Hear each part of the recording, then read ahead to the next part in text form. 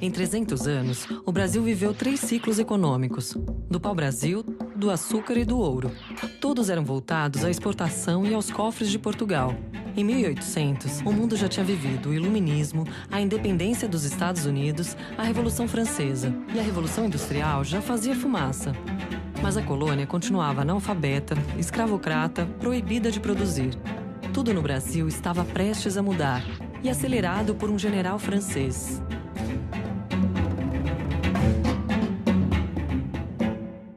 Napoleão era uma ameaça a todos os países da Europa. Napoleão ressuscitou a ideia de Carlos Magno, não é, de ser o grande dominador da Europa. A França como centro da Europa e a dominação de toda a região. Em poucos anos, o general conquistou territórios e apoio de diversos países europeus e se tornou imperador da França.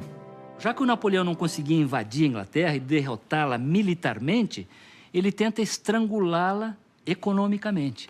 Ele decreta o bloqueio continental. Aqui onde eu mando, ninguém compra, ninguém vende nada para a Inglaterra. E exige a adesão de Portugal.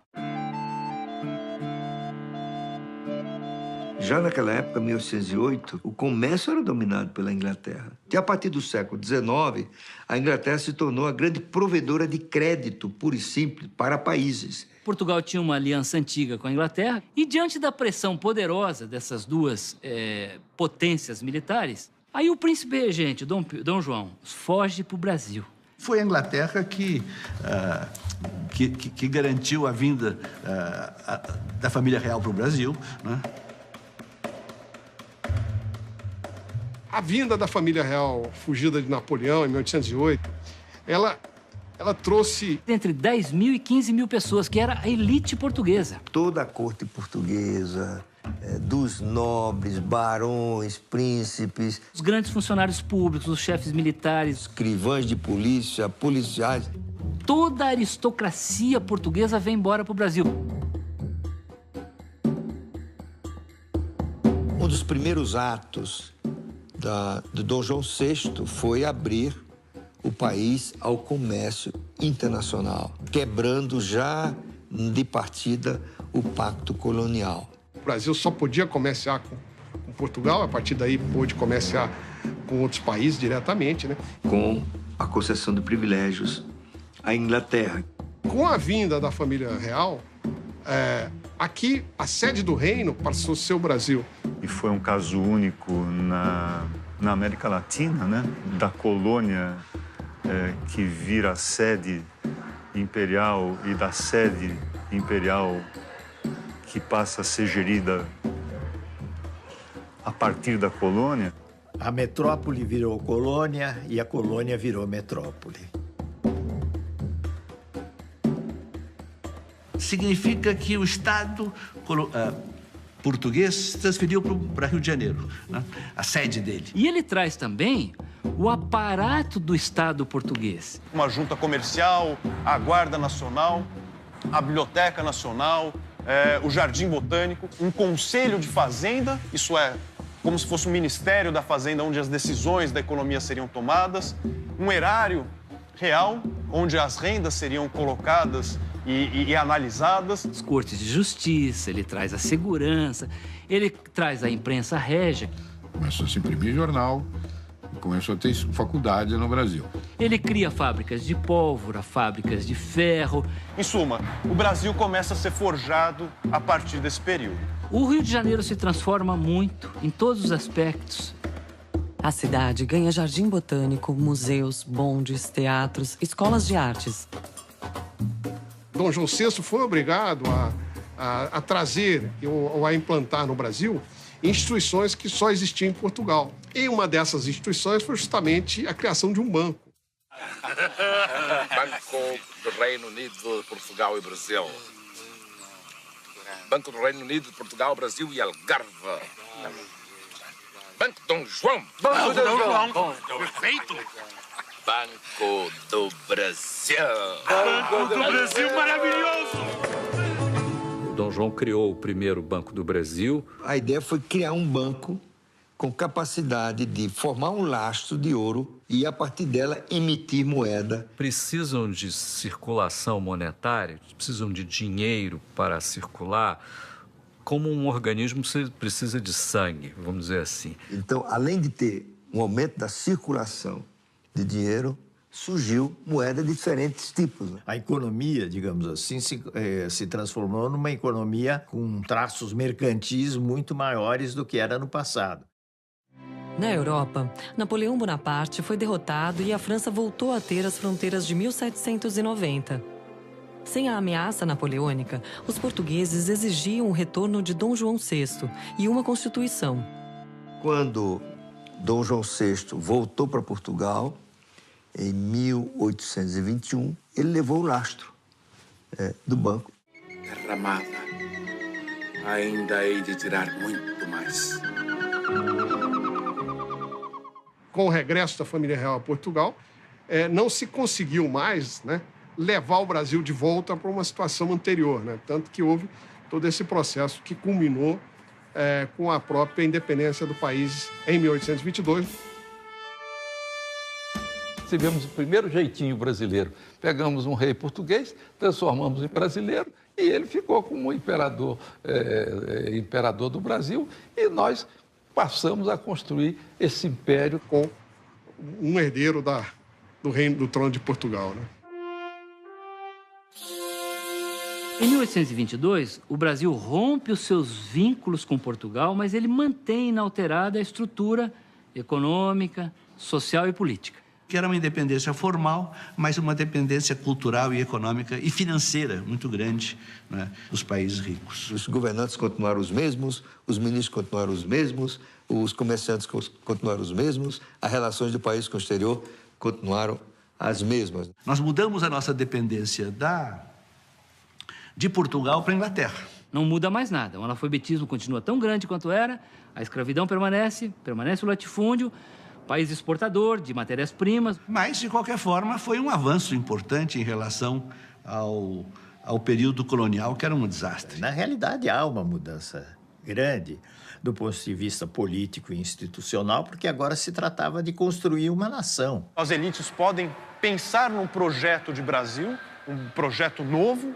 voltado não para os interesses mais de Portugal, mas para os interesses do Brasil. E a Constituinte, que foi feita em 23, a primeira coisa que a independência fez... Se tratava de se estabelecer uma Constituição, os órgãos de governo, a relação entre as várias províncias e o centro imperial. Foi nesse período do Império que os brasileiros construíram o seu Estado e, né, garantiram a unidade territorial do Brasil.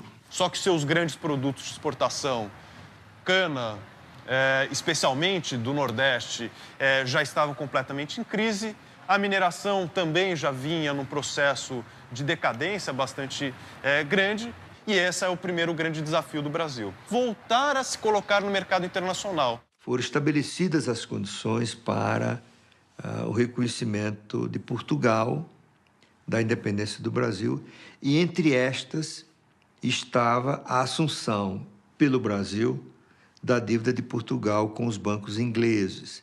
E aqui começa-se, na verdade, uma das grandes agonias que vão percorrer toda a história econômica do Brasil. Então, o problema da dívida externa brasileira começou naquela época. A Inglaterra, ela vai intermediar essa relação, ela vai fazer o primeiro grande empréstimo para o Estado brasileiro. O Brasil teve dificuldade de pagar esse empréstimo, teve que renegociar. Dado que o Brasil era um país de déficit nas transações internacionais, isto é, o país exportava menos do que importava. Essa dívida vai, na verdade, se recolocar ao longo de todo o século XIX. Os bancos ingleses foram, durante muitos anos, os grandes financiadores do déficit público e comercial do Brasil. Nas primeiras décadas do século, outros países da América Latina se tornaram independentes da Espanha. Na Guerra da Cisplatina, Brasil e Argentina disputaram o Uruguai, que acabou se tornando independente. Para cobrir os gastos, o Banco do Brasil, mesmo sem lastro, não parou de emitir dinheiro, ou seja, houve inflação. primeiro Banco do Brasil, faleceu em 1830. Sem o lastro, o banco perdeu credibilidade. Então, a moeda que ele emitia não valia nada. Então, era melhor fechar. Foram diversas tentativas com bancos de emissão. O Império foi todo ele recheado de experiências monetárias confusas. Desde quando Dom João chegou, em 1808, é uma confusão. Por décadas, nenhum banco existiu no Brasil. Como se desenvolver sem dinheiro e sem banco? Enquanto o Brasil ficava sem banco, na Inglaterra havia mais de 400. Os bancos surgiram quando as pessoas depositavam metais, moedas, né, e recebiam certificados desse valor. Dificilmente todos eles iriam aos bancos ao mesmo tempo. Então, o que os bancos começaram a fazer? Eles começaram a emprestar. Do século XVII para o século XVIII, os bancos ingleses começam a emergir como os mais sofisticados da Europa. Que é nos bancos ingleses que nasce o crédito à pessoa jurídica. O Brasil, sem banco e sem dinheiro, ficava também sem imperador. Em 1831, Dom Pedro I abdicou em nome do filho, de 5 anos de idade, e o poder passou a ser exercido por regentes. Foram 10 anos enfrentando revoltas até que a regência decretou a maioridade de Dom Pedro II, aos 15 anos de idade. A economia vinha melhorando, desde 1820. Quando você começou a produzir café no Sul, depois que um nosso representante do Itamaraty seduziu uma senhora e trouxe as mudas de café para o Brasil. Por volta de 1840, já é possível perceber um grande crescimento das produções de café no Brasil. Com o café, crescia também o comércio de escravos. Importar africanos era uma atividade legal que arrecadava dinheiro para o governo. A Inglaterra foi o país que criou o tráfico negreiro. O tráfico negreiro movimentava os estaleiros de Liverpool, capital na Bolsa de Londres. E a Inglaterra se torna a líder do movimento abolicionista internacional.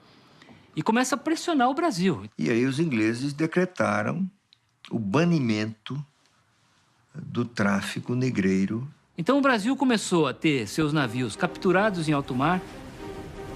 Fortes brasileiros em Paranaguá foram bombardeados por navios britânicos. Boicote internacional contra o Brasil em função do tráfico negreiro. Por que os ingleses optaram pelo fim da escravidão depois de serem os dominadores dos mares e terem feito do comércio de escravos uma das fontes da sua riqueza? Essa é uma questão bastante controvertida, mas eu creio que houve uma conjunção. A escravidão já não era um sistema de trabalho vital para a economia mundial liderada pela Inglaterra. As colônias inglesas no Caribe, que produziam açúcar, começaram a perder condições de competitividade para as colônias portuguesas. E, ao mesmo tempo, houve o surgimento em amplos setores da sociedade inglesa de ideias abolicionistas que tiveram o seu peso. O Brasil era profundamente dependente da economia cafeeira, mas sem a escravidão não tinha produção de café. Não existiam ainda as condições para substituir a mão de obra escrava por mão de obra assalariada. Então, mesmo com o abate de navios, o tráfico negreiro continuou. E só realmente diminuiu em 1850. Com a Lei Eusébio de Queiroz, se estabelece o fim do tráfico negreiro. Isso é fundamental, porque definia que a escravidão estava com seus dias contados, ainda que ela levasse algumas décadas para efetivamente se terminar. É um momento de 3 grandes mudanças e 3 grandes transformações na economia. Também definiu-se, concomitantemente à Lei Eusébio de Queiroz, a Lei de Terras. A legislação que permite a compra e venda de terra no Brasil. E, finalmente, ainda em 1850, há o primeiro Código Comercial Brasileiro. Na verdade, garantia toda uma regulação sobre as transações comerciais, os serviços como seguros, bancos e, mais do que isso, a possibilidade da formação de empresas de sociedades anônimas. Eu diria que a grande evolução institucional foi a tarifa Alves Branco. Foi ali que modificou tarifas em 1946. Que são tarifas fortes, de 60% para a época era considerado forte. O objetivo não era substituir importações, mas é o que aconteceu. Permitiu que se criassem algumas indústrias no Brasil por proteção tarifária. Em grande parte, Mauá é subproduto de transformações desse tipo. Quando o tráfico de escravos acabou realmente proibido em 1850, as pessoas que se dedicavam a esse negócio saíram riquíssimas, cheias de dinheiro, sem ter onde aplicar. E ele falou, ops, dá isso aqui, criou um banco, usou esses capitais e criou em 5 anos uma estrada de ferro, uma companhia de navegação no Amazonas, uma companhia de gás no Rio de Janeiro. Demonstrou o óbvio. O Brasil só precisava de boas instituições, só precisava que o governo central, forte, pesado, interventor e ineficiente não fosse dessa natureza. O Brasil teve tentativas de industrialização, mas é muito precário, muito incipiente. Por exemplo, nós temos os grandes projetos do Visconde, Barão de Mauá. Investe em ferrovias, fábricas e tal, mas esses projetos são abortados, né? Então, os pequenos, para se tornar grandes, existiam no Brasil. Mas eles não podiam ficar grandes porque, a partir de um determinado patamar de crescimento, o Estado passava a agir quase que diretamente contra. Exatamente porque a sociedade escravista e latifundiária, oligárquica que nós tínhamos, inviabilizava o desenvolvimento industrial brasileiro. Enfim, a transformação das instituições legais e do ambiente jurídico que permitiu o capitalismo não era bem vista no Império. Era tudo vista com suspeição. Então, o Banco do Mauá foi estatizado e virou Banco do Brasil. Esse que está aí hoje. Você não tinha uma situação jurídica que permitisse separar a contabilidade da família do empreendimento, ou seja, criar empresa. E o Império tinha orgulho de só ter permitido a formação de 12 sociedades anônimas no Brasil. Tinha um decreto de Dom Pedro dizendo que era proibido executar propriedades de terras de usineiros da época.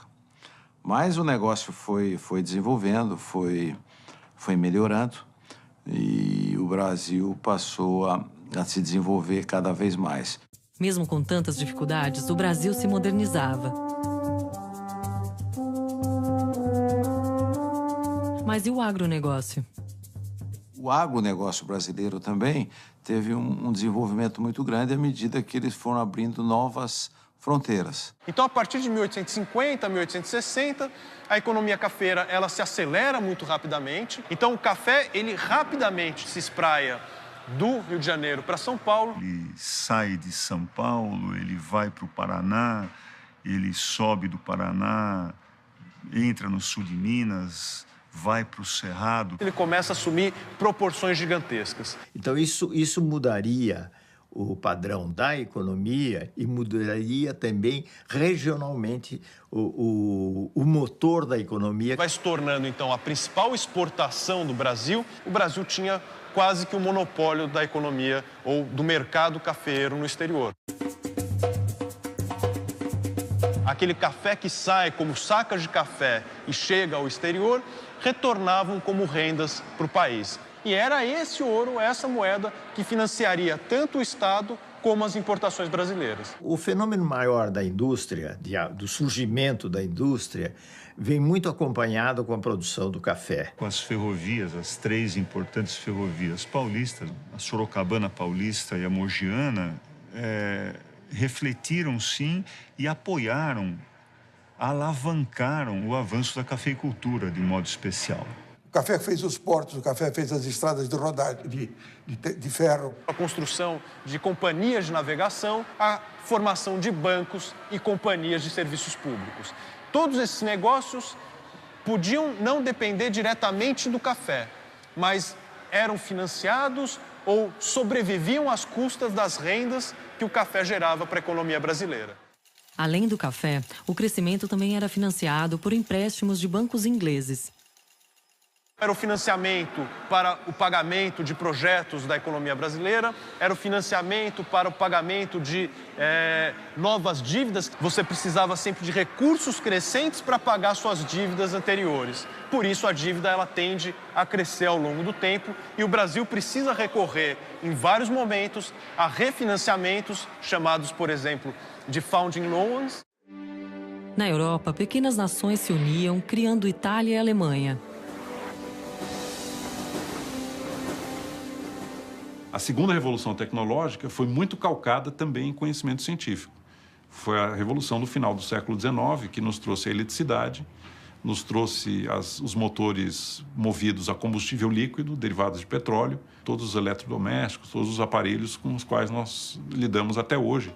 Com a segunda revolução industrial, Manaus e Belém viveram sua Belle Époque, financiada pela exportação de borracha usada para fabricar pneus de bicicletas, a moda da época. Mas o Brasil, mais uma vez, ficou para trás. Então, é aí que está o pepino, a passagem para o capitalismo, quando houve capitalismo na Europa. Aí os Estados Unidos teve condições de fazer a sua revolução capitalista, a sua revolução industrial, enquanto que o Brasil só vai fazer isso 100 anos depois.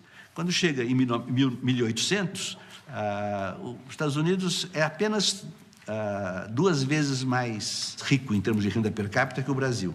E no final do século XIX, ele vai ser 5, quase 6 vezes. A economia brasileira, que quase não cresceu, passou a competir com a economia dos Estados Unidos, que multiplicou-se por 15. Os Estados Unidos fizeram uma arrancada para a vitória, essa expressão popular extraordinária, e o Brasil patinou. O Império, basicamente, é um fracasso econômico. O Brasil não tinha as instituições básicas que permitiram que o capitalismo funcionasse. O Joaquim Nabuco diz o seguinte, que o Brasil ele mobilizava tanto capital no tráfico negreiro que inviabilizou um projeto de industrialização mais cedo. Curiosamente, foi na Guerra do Paraguai, o maior conflito armado na história da América do Sul, que cresceu o apoio popular à abolição. Pela primeira vez, brasileiros de diferentes regiões se encontraram nos campos do Paraguai. Não só brasileiros brancos, mas também escravos. O que virou um problema, né? Quer dizer, eu sou branco, livre, e o cativo aqui, que eu exploro lá no Brasil, está lutando pela mesma pátria. Então, isso faz com que, depois da Guerra do Paraguai, recrudesça o movimento abolicionista no Brasil. Mas, sem outra maneira de produzir, o país se agarrava nas saias da escravidão. Ocorreram vários esforços de substituir a mão de obra africana, cativa, por imigrantes brancos da Europa.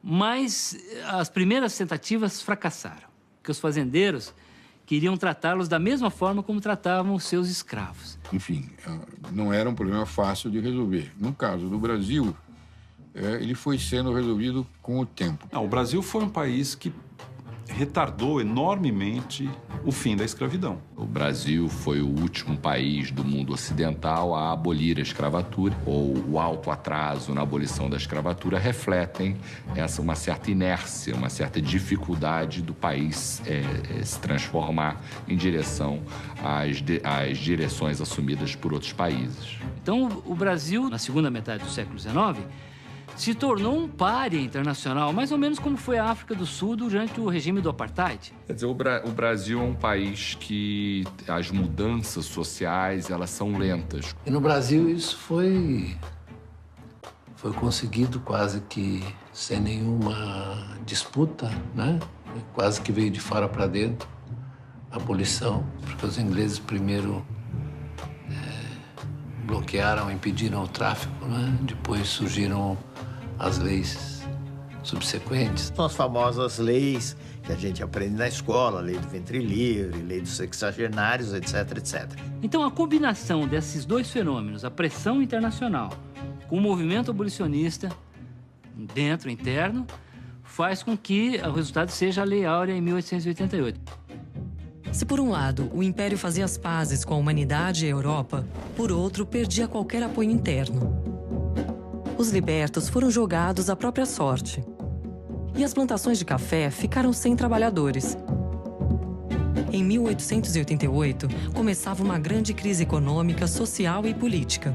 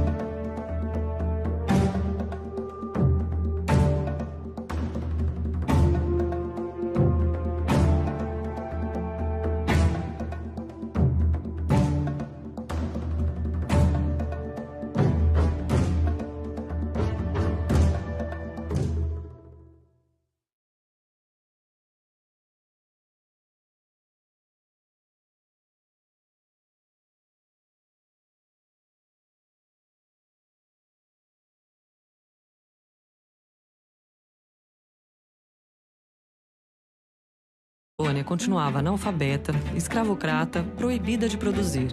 Tudo no Brasil estava prestes a mudar e acelerado por um general francês.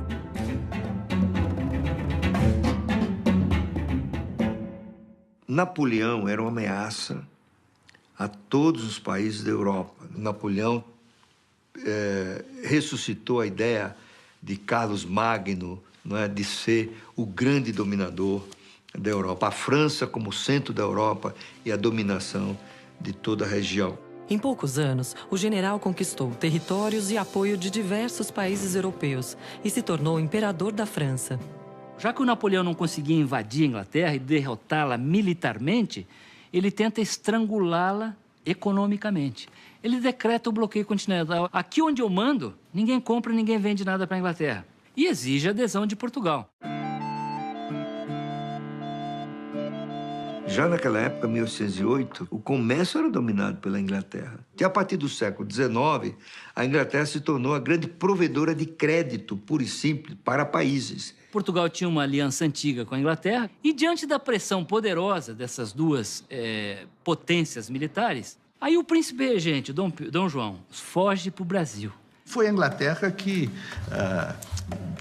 garantiu a vinda da família real para o Brasil, né?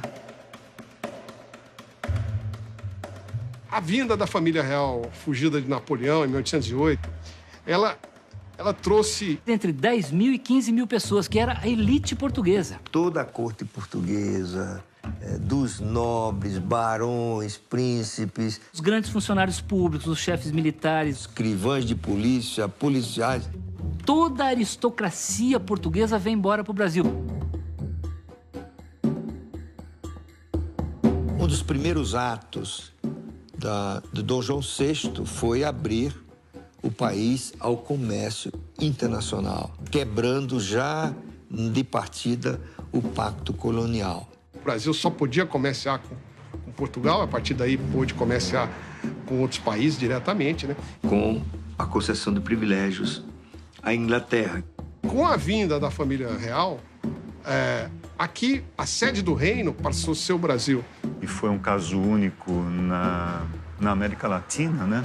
Da colônia que vira sede imperial e da sede imperial que passa a ser gerida a partir da colônia. A metrópole virou colônia e a colônia virou metrópole. Significa que o Estado português se transferiu para um herdeiro do reino do trono de Portugal, né?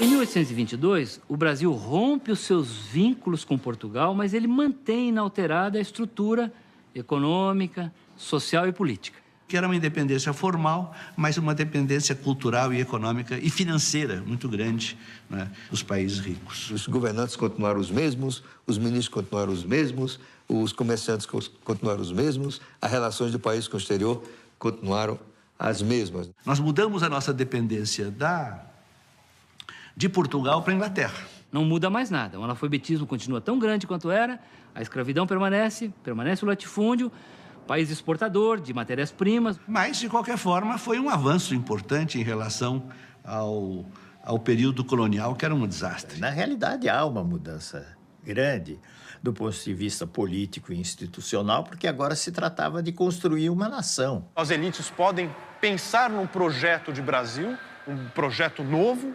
voltado não para os interesses mais de Portugal, mas para os interesses do Brasil. E a Constituinte, que foi feita em 23, a primeira coisa que a independência fez... Se tratava de se estabelecer uma Constituição, os órgãos de governo, a relação entre as várias províncias e o centro imperial.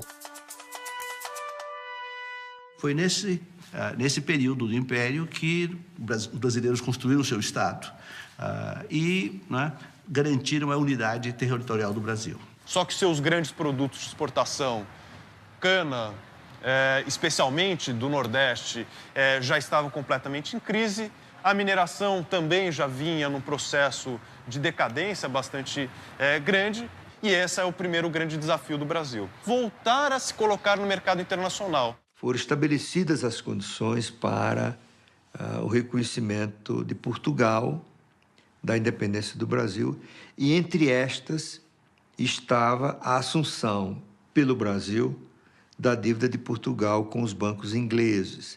E aqui começa-se, na verdade, uma das grandes agonias que vão percorrer toda a história econômica do Brasil. Então, o problema da dívida externa brasileira começou naquela época. A Inglaterra, ela vai intermediar essa relação, ela vai fazer o primeiro grande empréstimo para o Estado brasileiro. O Brasil teve dificuldade de pagar esse empréstimo, teve que renegociar. Dado que o Brasil era um país de déficit nas transações internacionais, isto é, o país exportava menos do que importava. Essa dívida vai, na verdade, se recolocar ao longo de todo o século XIX. Os bancos ingleses foram, durante muitos anos, os grandes financiadores do déficit. É aí que está o pepino, a passagem para o capitalismo, quando houve capitalismo na Europa. Aí os Estados Unidos teve condições de fazer a sua revolução capitalista, a sua revolução industrial, enquanto que o Brasil só vai fazer isso 100 anos depois. Quando chega em 1800, os Estados Unidos é apenas 2 vezes mais rico em termos de renda per capita que o Brasil. E no final do século XIX, ele vai ser 5, quase 6 vezes. A economia brasileira, que quase não cresceu, passou a competir com a economia dos Estados Unidos, que multiplicou-se por 15. Os Estados Unidos fizeram uma arrancada para a vitória, essa expressão popular extraordinária, e o Brasil patinou. O Império, basicamente, é um fracasso econômico. O Brasil não tinha as instituições básicas que permitiram que o capitalismo funcionasse. O Joaquim Nabuco diz o seguinte, que o Brasil ele mobilizava tanto capital no tráfico negreiro que inviabilizou um projeto de industrialização mais cedo. Curiosamente, foi na Guerra do Paraguai, o maior conflito armado na história da América do Sul, que cresceu o apoio popular à abolição. Pela primeira vez, brasileiros de diferentes regiões se encontraram nos campos do Paraguai. Não só brasileiros brancos, mas também escravos. O que virou um problema, né? Quer dizer, eu sou branco, livre, e o cativo aqui, que eu exploro lá no Brasil, está lutando pela mesma pátria. Então isso faz com que, depois da Guerra do Paraguai, recrudesça o movimento abolicionista no Brasil. Mas, sem outra maneira de produzir, o país se agarrava nas saias da escravidão. Ocorreram vários esforços de substituir a mão de obra africana, cativa, por imigrantes brancos da Europa. Mas as primeiras tentativas fracassaram, porque os fazendeiros queriam tratá-los da mesma forma como tratavam os seus escravos. Enfim, não era um problema fácil de resolver. No caso do Brasil, ele foi sendo resolvido com o tempo. O Brasil foi um país que retardou enormemente o fim da escravidão. O Brasil foi o último país do mundo ocidental a abolir a escravatura, ou o alto atraso na abolição da escravatura refletem uma certa inércia, uma certa dificuldade do país se transformar em direção às direções assumidas por outros países. Então, o Brasil, na segunda metade do século XIX, se tornou um pária internacional, mais ou menos como foi a África do Sul durante o regime do Apartheid. Quer dizer, o Brasil é um país que as mudanças sociais, elas são lentas. E no Brasil isso foi conseguido quase que sem nenhuma disputa, né? Quase que veio de fora para dentro, a abolição, porque os ingleses primeiro bloquearam, impediram. Portuguesa. Toda a corte portuguesa, dos nobres, barões, príncipes. Os grandes funcionários públicos, os chefes militares. Escrivães de polícia, policiais. Toda a aristocracia portuguesa vem embora para o Brasil. Um dos primeiros atos de Dom João VI foi abrir o país ao comércio internacional, quebrando já de partida o pacto colonial. O Brasil só podia comerciar com Portugal, a partir daí pôde comerciar com outros países diretamente, né? Com a concessão de privilégios à Inglaterra. Com a vinda da família real, aqui a sede do reino passou a ser o Brasil. E foi um caso único na América Latina, né? Da colônia que vira sede imperial e da sede imperial que passa a ser gerida a partir da colônia. A metrópole virou colônia e a colônia virou metrópole. Significa que o Estado português se transferiu para Rio de Janeiro, né?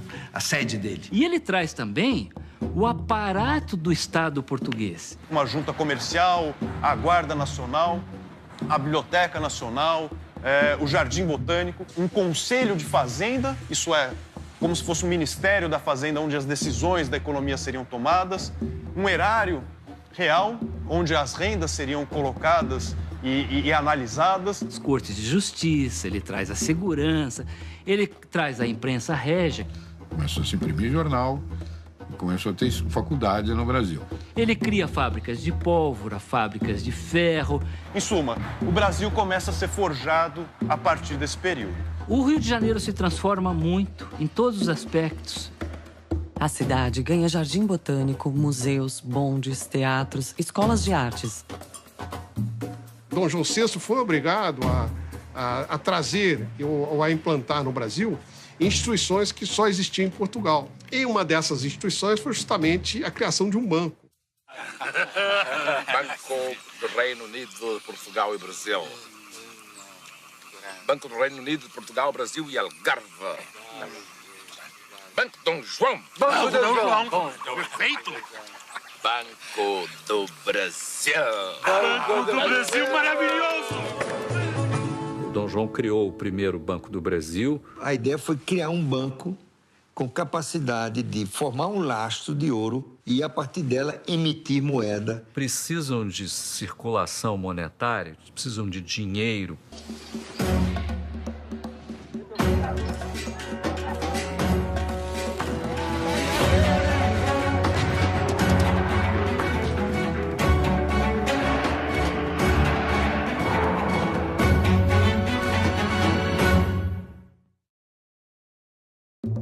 Em 300 anos, o Brasil viveu 3 ciclos econômicos: do pau-brasil, do açúcar e do ouro. Todos eram voltados à exportação e aos cofres de Portugal. Em 1800, o mundo já tinha vivido o Iluminismo, a independência dos Estados Unidos, a Revolução Francesa. E a Revolução Industrial já fazia fumaça. Mas a colônia continuava analfabeta, escravocrata, proibida de produzir. Tudo no Brasil estava prestes a mudar, e acelerado por um general francês.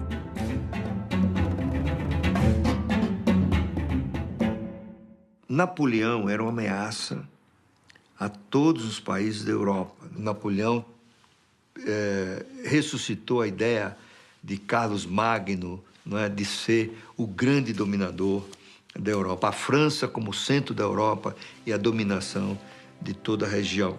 Em poucos anos, o general conquistou territórios e apoio de diversos países europeus e se tornou imperador da França.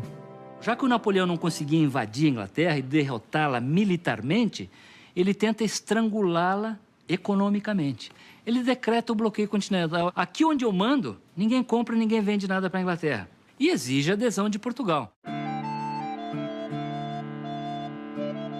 Já naquela época, 1808, o comércio era dominado pela Inglaterra. E a partir do século XIX, a Inglaterra se tornou a grande provedora de crédito, puro e simples, para países. Portugal tinha uma aliança antiga com a Inglaterra e, diante da pressão poderosa dessas duas potências militares, aí o príncipe regente, Dom João, foge para o Brasil.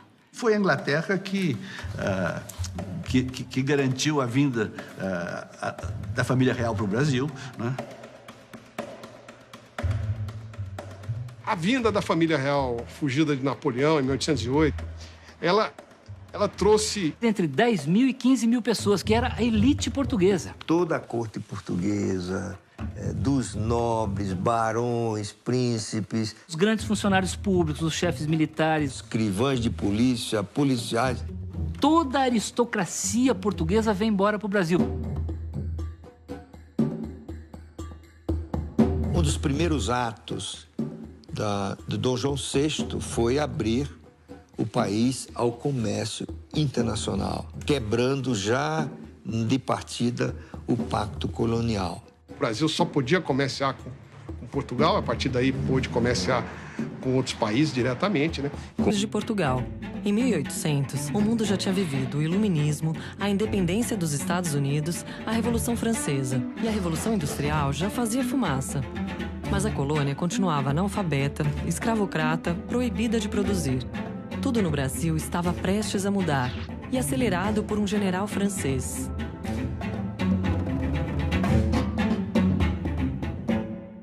Napoleão era uma ameaça a todos os países da Europa. Napoleão ressuscitou a ideia de Carlos Magno, não é, de ser o grande dominador da Europa. A França como centro da Europa e a dominação de toda a região.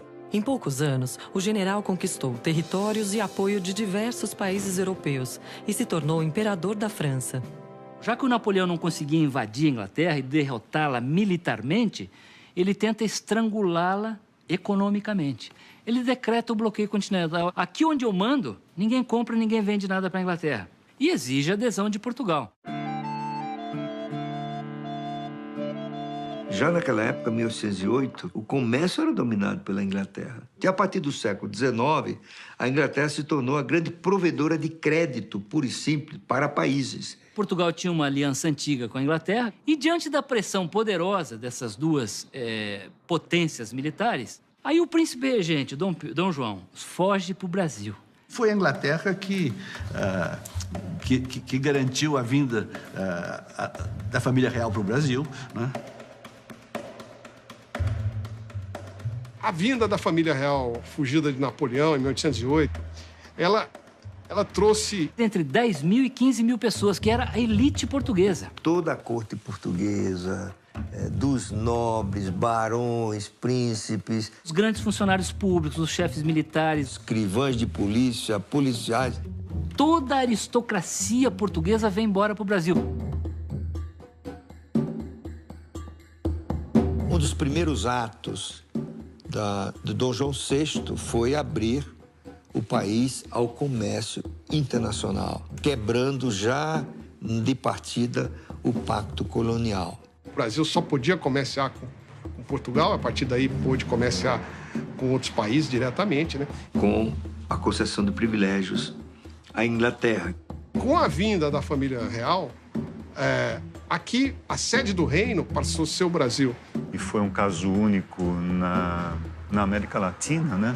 Da colônia que vira sede imperial e da sede imperial que passa a ser gerida a partir da colônia. A metrópole virou colônia.